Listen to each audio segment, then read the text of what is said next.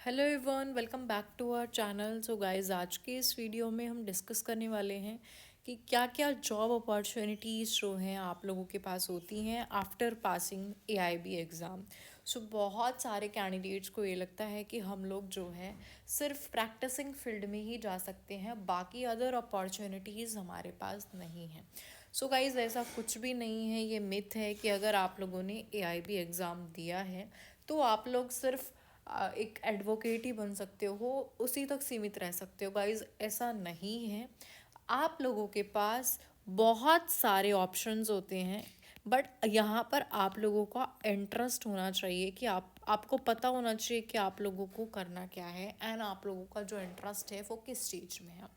ठीक है। बाकी अपॉर्चुनिटीज़ ऑप्शंस आप लोगों के पास बहुत सारे होते हैं।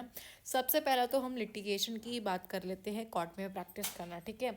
आप लोग जो है एडवोकेट हो सकते हो किसी डिस्ट्रिक्ट कोर्ट में, हाई कोर्ट में, सुप्रीम कोर्ट में। ठीक है। बट वहाँ पर जो है गाइज, आप लोगों का एक्सपीरियंस ज़रूरी होता है। आप लोगों ने जो है पहले किसी सीनियर एडवोकेट के अंडर प्रैक्टिस की होनी चाहिए। ये बहुत ज़्यादा इम्पॉर्टेंट है। ठीक है। और कोई गवर्नमेंट लीगल काउंसिल और पब्लिक प्रोसिक्यूटर भी हो सकता है। यहाँ पर कॉरपोरेट लीगल जॉब्स भी आप लोगों के पास होती है। ठीक है। अगर किसी को जो है इसमें इंटरेस्ट है तो ये जॉब भी आप लोगों के लिए बेस्ट है। ठीक है। और लीगल एडवाइज़र हो सकता है, कंपनीज वगैरह जो है हायर करती हैं, आप लोग लीगल एडवाइज़र हो सकते हो किसी कंपनी में, like contract, merger and acquisition के लिए। ठीक है। एंड फिर जो है ये हमने डिस्कस किया कि आप लोग जो है अपना इस फील्ड में जा सकते हैं, बट यहाँ पर जो है आप लोग इसके साथ साथ ये ज़रूरी नहीं है कि आप लोगों ने एआईबी एग्ज़ाम दे दिया तो आप लोग एक एडवोकेट ही बनोगे। उसके बाद जो आप लोग अपने जुडिशरी की भी प्रिपरेशन कर सकते हो, जुडिशरी का भी एग्ज़ाम आप लोग यहाँ पर दे सकते हो। Appear for the judicial services exam like civil जज हो गया, मेट्रोपॉलिटन मजिस्ट्रेट हो गया। Apply for the position like legal officer in the PSU banks और आरबीआई एक्सेट्रा। ठीक है। देन उसके बाद जो है एकेडमिक्स की अगर हम बात करें, ये भी एक बेस्ट ऑप्शन होता है आप लोगों के पास। रिसर्चर आप लोग बन सकते हो एकेडमिक में ही।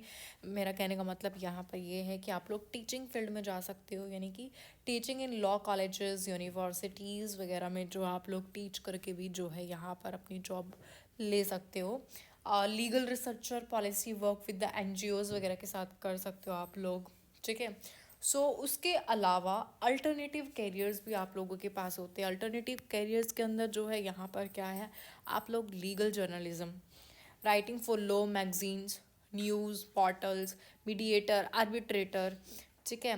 लीगल कंसल्टेंट फॉर एनजीओज हो गया, ह्यूमन राइट्स ऑर्गेनाइजेशन। सो बहुत सारी अपॉर्चुनिटीज़ है गाइस। अगर आप लोग गूगल पर सर्च करोगे तो लॉट्स ऑफ आप लोगों को यहाँ पर देखने को मिलेंगे कि आप लोगों के पास ये अपॉर्चुनिटीज़ हैं।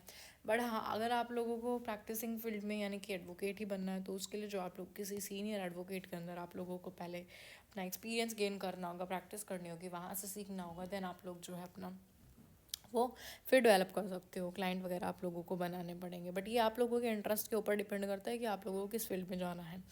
ठीक है। ऐसा नहीं है कि आप लोगों ने एआईबी एग्ज़ाम दे दिया तो आप लोग वहीं पर स्टक हो गए। उसके बाद भी जो है बहुत सारे ऐसे होते हैं जो सिर्फ एक नॉलेज के लिए जो है इस एग्ज़ाम को देते हैं। दैन उसके बाद जो है बहुत सारी अपॉर्चुनिटीज़ उनके लिए अवेलेबल होती है, वो उन पर फर्दर अप्लाई करते हैं। ठीक है। तो गाइज़, ये आप सभी के लिए था। अगर किसी गाइज़ को कोई प्रॉब्लम, किसी कैंडिडेट को कोई भी प्रॉब्लम